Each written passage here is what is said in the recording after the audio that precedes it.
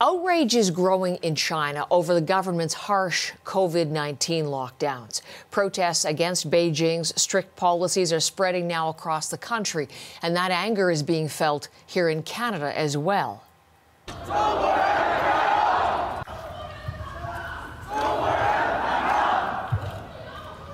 There was a scene last night in front of the Chinese consulate in Toronto. Video from social media showing a group gathered and rallying in solidarity with the anti-lockdown protests in China.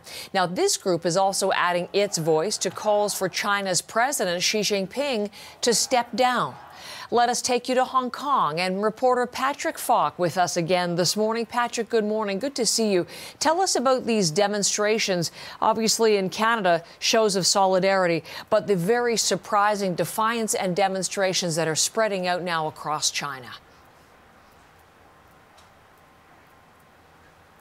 Yeah, they certainly are spreading. I won't say that we've got unrest as such happening here in Hong Kong right now, but there are people gathering in Central this very moment to hold a vigil of sorts for those who died in Urumqi. There are people gathering, holding up signs. Some people have brought flowers with them, chrysanthemums, which typically people do at Chinese funerals. But this is becoming or snowballing into something much bigger than just a protest about the COVID curbs. Of course, the wave of unrest has really struck a chord with people in Hong Kong as well. But as I say, you know, there is anger over China's zero COVID policy, but also some of the slogans that we're hearing protesters in China chant right now are really remarkable. They are a direct challenge to China's leadership in many ways. We've heard people chanting,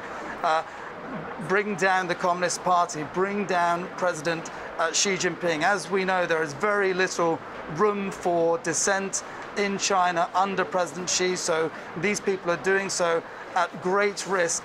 And it's difficult to say just where this goes from here right now. The protest movement has been gathering momentum.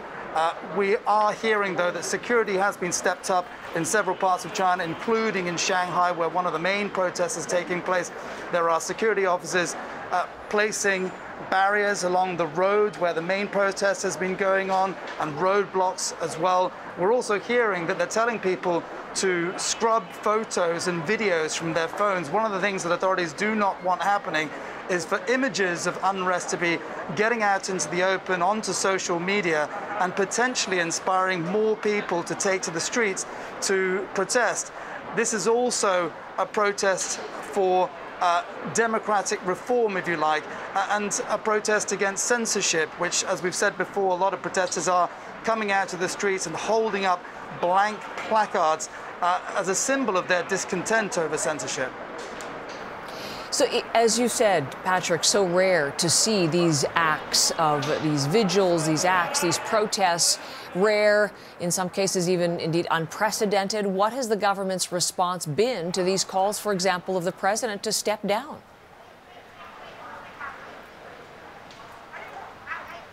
Well, protests aren't necessarily rare in themselves in China, but when they're of this sort of scale and when they're spreading the way that they have done across the country. Remember, there are protests that are taking place in Chengdu, in Shanghai, in Beijing, in Wuhan, and smaller protests in many different parts of the country as well. Authorities haven't openly said what they expect at this point, but state media has been saying that China must stick to the zero COVID policy. And of course, after Urumqi as well, Communist Party officials were saying that order needs to be maintained. From everything that we're seeing right now, there is a distinct possibility of a swift and harsh crackdown to stop this protest movement from spreading any further. And that is perhaps what could happen in the coming days. How the government responds will be important, though, because this could potentially backfire if they crack down and perhaps anger more people to come out onto the streets. This is an issue that is affecting everyone in China, the zero COVID policy. Every single person in the country has been affected by the ongoing disruptions, which, as we know, have gone on for 3 years now. Patrick, thank you very much, and we'll be keeping a close touch with you as you watch this for us there in Hong Kong. There's Patrick Falk.